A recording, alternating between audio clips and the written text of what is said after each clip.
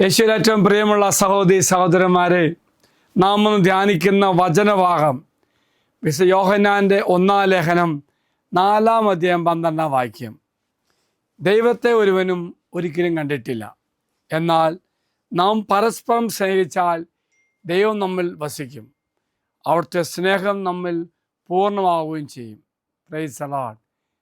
വലിയ സത്യമാണ് പ്രിയമുള്ളവരെ. ദൈവത്തെ നമുക്ക് കാണാൻ പറ്റുന്നില്ല, പക്ഷേ സഹോദര സ്നേഹം പൂർണ്ണമാകുമ്പോൾ അവിടെ ദൈവത്തെ കാണാൻ സാധിക്കും. അതാണ് വചനം പറയുന്നത്. ദൈവത്തെ ആരും ഒരിക്കലും കണ്ടിട്ടില്ല. അദൃശ്യനായ ദൈവത്തെ നമ്മുടെ കണ്ണുകൾക്ക് മനസ്സിലാകുവാനോ കാണുവാനോ കഴിയില്ല. ദൈവം അദൃശ്യനാണെങ്കിലും പരസ്പര സ്നേഹത്തിലൂടെ നമുക്ക് ദൈവത്തെ കാണാനും അനുഭവിക്കാൻ സാധിക്കും. അതാണ് പ്രിയമുള്ളവരെ, നാം നമ്മുടെ സഹജീവികളെ, നമ്മുടെ കൂടെയുള്ളവർ ജീവിക്കുമ്പോൾ അവിടെ ദൈവത്തെ കാണാൻ സാധിക്കും എന്ന് പറയുന്നത് ദൈവം സ്നേഹമാണ്.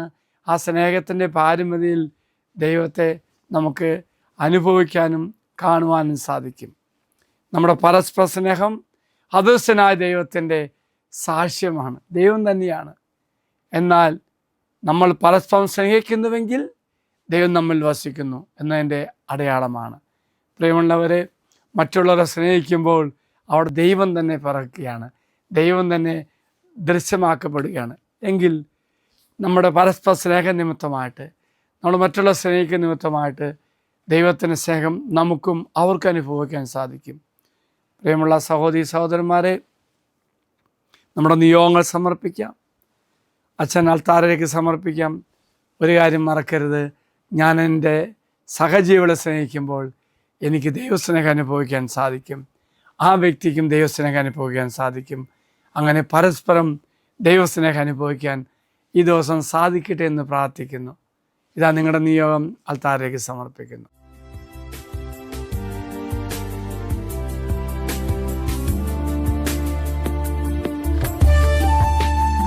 ഇത് നിങ്ങൾ സമർപ്പിച്ച നിങ്ങളുടെ എല്ലാ നിയോഗങ്ങളും അൾത്താരയിലേക്ക് അച്ഛൻ സമർപ്പിക്കുന്നു.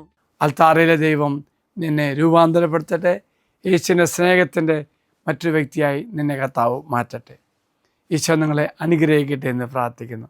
മറക്കരുത്, പരസ്പരം സ്നേഹിച്ചുകൊണ്ട് ദൈവസ്നേഹം പങ്കുവയ്ക്കാൻ നമുക്ക് സാധിക്കട്ടെ. നമ്മുടെ കർത്താവായ ശംശാകൃപയും പിതാവായ ദൈവത്തിൻ്റെ സ്നേഹവും പരിശുദ്ധാത്മാവിൻ്റെ സഹവാസവും കൂടെ ഉണ്ടായിരിക്കട്ടെ, ഇപ്പോഴും എപ്പോഴും എന്നേക്കും.